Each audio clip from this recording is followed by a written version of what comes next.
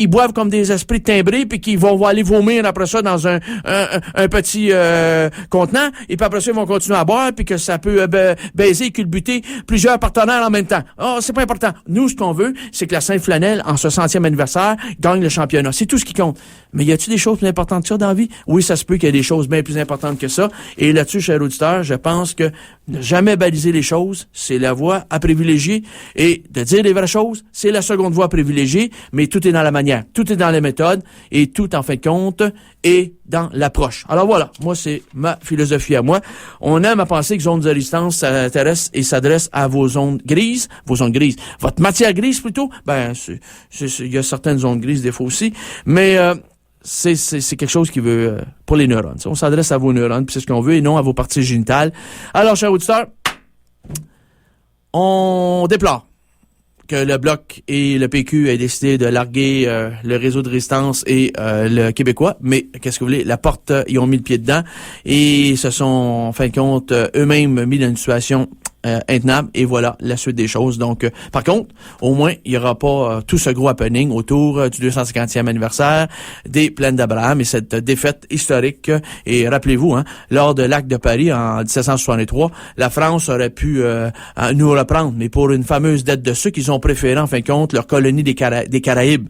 Parce que là-bas, voyez-vous, il y avait du sucre, et puis on avait aussi le commerce des esclaves et tout le Saint-Bataclan. Donc, ce petit caillou givré, climat très froid, assez hostile, ben c'est pas grave, on n'a pas mis tout l'argent qu'on aurait dû mettre pour cette bagarre-là, et on a laissé les Anglais le prendre. Alors, faut pas oublier que notre ancienne mère patrie nous a totalement tourné le dos. Faut quand même pas le perdre de vue. On s'entend là-dessus? Alors voilà. Bon, Oliver, tu prends ton petit tune? Oui, effectivement, ça va être Mickey 3D, la pièce Yalil, la fin des haricots. C'est bon, ouais. La fin des haricots. On va y aller avec ça, et voici la recette du jour. C'est la fin des haricots. Vous êtes à l'écoute de Zone de résistance, CSM 89,3 FM. C'est la radio Université Montréal tout de suite. Retour à Zone de résistance avec votre animateur Benoît Perron-Micot, et cette tourne, mon cher Lever, on rappelle le titre? Oui, c'était la formation Mickey 3D, la pièce Yalil, la fin des haricots de leur très bon album. Tu vas pas mourir de rire. Ouais, je suis pas mort de rire quand j'ai vu le courriel de Dutrisac en fin de semaine, effectivement. Au contraire, est-ce que je peux dire que j'étais surpris, justement, de ce courriel de Dutrisac? La réponse, c'est non. Alors, je connais le personnage. Et, bon, alors, on va faire tirer un deuxième tirage. Là, cher auditeur, là, pas de panique, là. Libérez les ondes, ceux qui lisent pas en anglais. Ouais. Bon, parfait, regardez, ça sonne plus. Non, ça sonne encore. Regardez les auditeurs, là. Le prochain livre, c'est un livre en anglais. J'en fais pas tirer souvent, mais ce livre-là, je le fais tirer. Pourquoi? Parce que c'est un livre que j'ai moi-même acheté l'été passé sur la côte est des États-Unis. Et je l'avais déjà, le livre. Le livre s'intitule The Cultural Cold War. C'est quoi? La guerre culturelle, la guerre froide culturelle.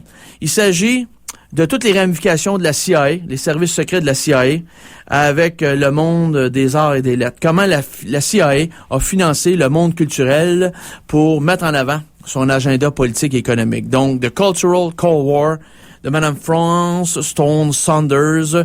Et si vous lisez l'anglais, vous allez vous régaler. Il s'agit d'une grosse brique de 500 quelques pages, mais c'est passionnant comment voir comment le CIA s'y est pris. Le CIA s'y finance tout, mais c'est la propagande totale.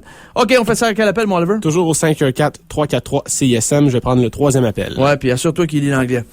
OK, c'est fait. Bonne chance à tout le monde. Alors, chers auditeurs, chères auditrices, j'ai contacté, vous savez que il y a une entité qui s'appelle la Ligue des contribuables du Québec, qui est dirigée par Madame Claire Joly, et il donne des prix pour une deuxième année consécutive. Il honore justement des personnes qui se sont distinguées en dilapidant les fonds publics. Alors, de gaspillage de fonds publics, c'est un organisme à but non lucratif. Il décerne le prix le Glouton d'or. Ils l'ont décerné donc aux 3 ex-dirigeants de l'Université du Québec à Montréal, et qui ont, comme on dit, magouillé dans le cadre de ce projet immobilier du complexe des sciences de l'îlot voyageurs. Et puis à ce moment-là, on parle de Roch-Denis, Moreau, Malservisi et de Nicolas Buono. Alors, on a aussi donné une mention et un prix à M. Henri-Paul Rousseau de la Caisse de dépôt et de placement du Québec pour être parti avec toute une prime de départ et n'avoir accepté toute une trolley de stock options en arrivant chez Power Corporation. Il n'y a rien d'illégal là-dedans. Ben non, il n'y a rien d'illégal. Quant à savoir si c'est moral, c'est une autre chose. Ils en ont donné une mention également et un prix à l'ancien sous-ministre de l'Éducation des missionnaires. J'en avais parlé ici, de M. Claude Mayotte, qui a empoché une prime de départ de 137 000 $. Et voilà, donc j'ai contacté la dame, Mme Claire Joly, mais cette dame-là, elle a dit oui, de prime abord, qu'elle serait ici à l'émission ce matin, mais finalement, quelques minutes après, elle a rappelé pour dire que elle ne le sentait pas bien et qu'elle préférait s'abstenir de pas venir. Alors, vous comprenez, Perron fait peur au monde et farouche ses invités. Alors, je lui ai offert une autre plage horaire et puis ça n'a pas semblé faire son affaire. Elle a décidé de ne pas venir. Alors, c'est dommage. J'aurais voulu le faire pour les auditeurs et les auditrices, faire connaître un peu davantage cette organisation-là.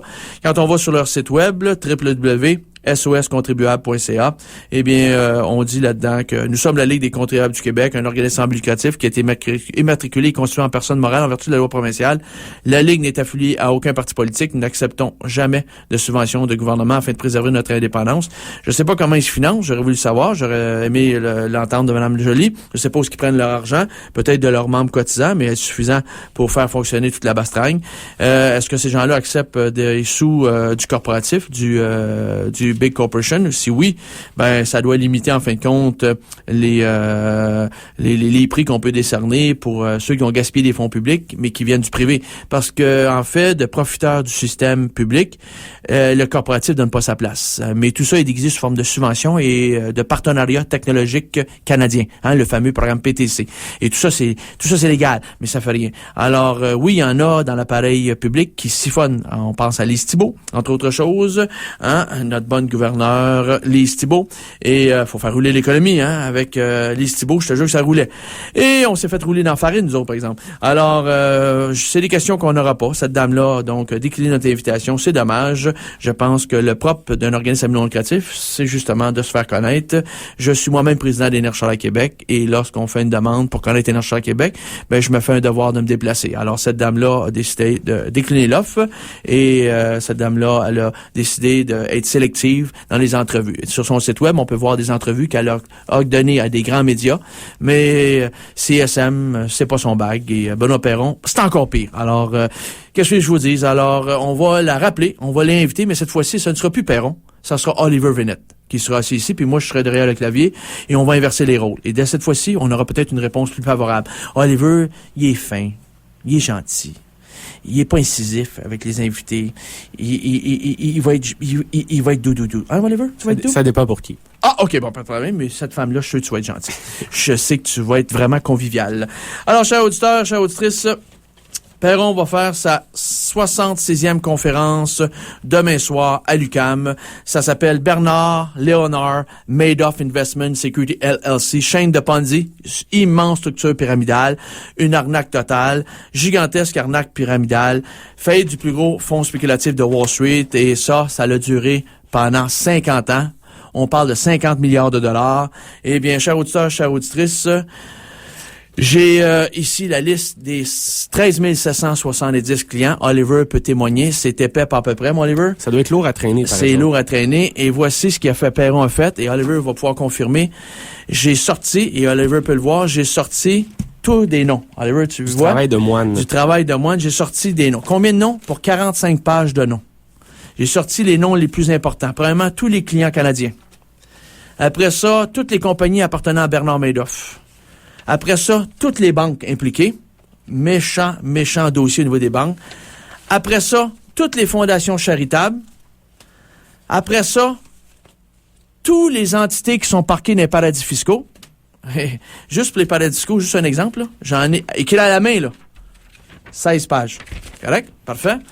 Après ça, le clan de M. Larry Silverstein, un petit ami à Bernard Madoff, et Larry Silverstein était propriétaire du bâtiment numéro 7 qui s'est effondré le 11 septembre 2001, même s'il n'a jamais été touché par un avion de ligne commerciale. Et dans ce bâtiment-là, on retrouvait la Securities and Exchange Commission et la NSA. Et des documents névralgiques sont disparus dans la fumée, dans les ruines et dans le feu qui s'en est suivi. Et ça concernait aussi le passé boursier trouble de M. George W. Bush. Les traces effacées. Et après ça, j'ai ici des entités qui sont partie prenante de l'Empire et de la nébuleuse Bernard Madoff, Sterling Equities, Sosnick Bell & Co. Limited, Konigsberg Wolf & Co., Cortec Group et NTC Incorporation, West Leslie Capital Management et M. Jean-Pierre Delamer.